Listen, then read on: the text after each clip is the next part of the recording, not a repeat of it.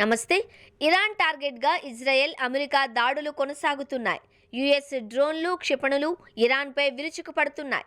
మరోవైపు supreme leader Ali Khamenei హత్యకు, దాడులకు ప్రతీకారంగా ఇరాన్ సైతం ఇజ్రాయెల్, గల్ఫ్ దేశాలపై మెరుపు దాడులు చేస్తోంది. పరస్పర దాడుల కారణంగా ఇప్పటికే వేల సంఖ్యలో పౌరులు మృతి చెందగా భారీ నష్టం వాటిల్లింది. ఇరాన్ దాడులతో కొన్ని గల్ఫ్ దేశాలు ఆందోళనకు గురవుతున్నాయి. ఈ క్రమంలో అమెరికా, ఇజ్రాయెల్పై కొన్ని గల్ఫ్ దేశాలు అసహనం వ్యక్తం చేస్తున్నాయి.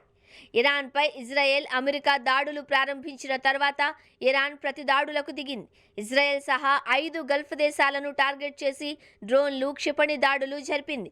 Bahrain, Kuwait, Qatar, United Arab Emirates, Dubai, Abu Dhabi, అలాగే సౌదీ అరేబియా లక్ష్యంగా మారాయి. ఈ దాడులు అమెరికా, ఇజ్రాయెల్ సంయుక్త వైమానిక దాడులకు ప్రతీకారంగా జరిగాయి. గల్ఫ్ దేశాలను లక్ష్యంగా చేసుకుని ఇరాన్ కనీసం 380 క్షిపణులు, 1480 కంటే ఎక్కువ డ్రోన్లను ప్రయోగించింది. ఆ దేశాలలో కనీసం 13 మంది మరణించారు అని అధికారిక ప్రకటనల ప్రకారం తెలిసింది. ఆదివారం కువైట్లో ఇరాన్ డ్రోన్ దాడి ప్రధాన ఆర్మీ స్థావరం నుండి 10 మైళ్ల కంటే ఎక్కువ దూరంలో ఉన్న ఒక పౌర ఓడరేవులోని ఆపరేషన్ సెంటర్ను తాకింది. ఈ దాడిలో 6 అమెరికా సైనికులు మరణించారు.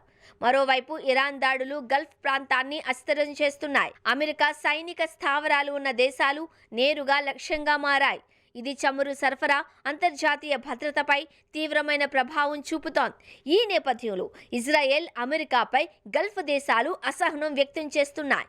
ఇరాన్పై దాడులకు సంబంధించి తమకు ఎలాంటి సమాచారం ఇవ్వలేదు అని మండిపడుతున్నాయి. దాడులపై తమకు ముందుగానే సమాచారం ఇచ్చి ఉంటే ఇంత నష్టం జరిగుండేది కాదు అని అసంతృప్తిని వ్యక్తం చేస్తున్నాయి. యుద్ధ సన్నద్ధతకు తమకు తగినంత సమయం అమెరికా ఇవ్వలేదు అని ఆగ్రహం వ్యక్తం చేస్తున్నాయి. యుద్ధం, దాడుల విషయంలో ఇజ్రాయెల్ ప్లాన్ ప్రకారం ఎంతో భద్రతతో ఉంది అని ఆరోపిస్తున్నాయి.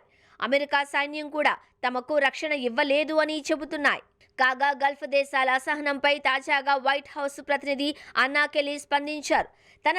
ఈ సందర్భంగా కెలీ ఆపరేషన్ ఎపిక్ ఫ్యూరీ ఆయుధాలను ప్రయోగించే లేదా ఉత్పత్తి దేశాలను అణిచివేస్తోంది.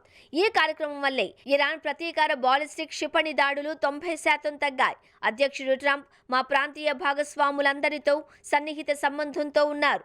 ఉగ్రవాద, ఇరాన్ పాలన, పొరుగు దేశాలపై చేసిన దాడులను అధ్యక్షుడు ట్రంప్ పర్యవేక్షిస్తున్నారు.